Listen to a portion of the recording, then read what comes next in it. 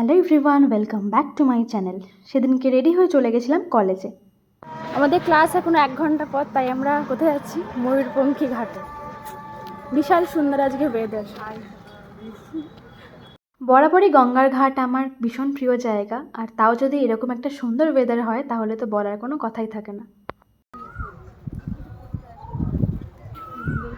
বিশাল সুন্দর, আর এই ওয়েদারই ভালো লাগে।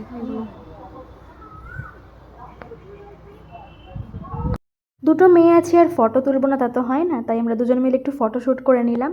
আর এখানে ঐশ্বরিয়া রিলস খুঁজছে কোন রিলসটা দুজন মিলে করা যায়, কিন্তু হাজারটা রিলস সেভ করেও আমরা টাইমে একটাও খুঁজে পাইনি, তাই আর কোনো রিলস করা হয়নি।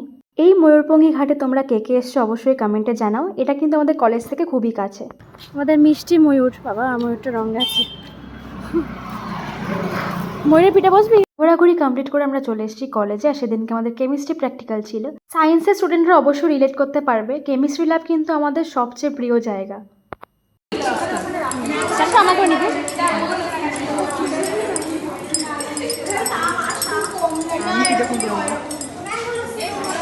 রান্না করছি গাইস, রান্না হচ্ছে এখানে।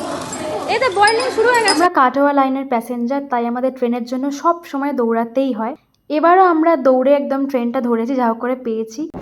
এই সায়নী,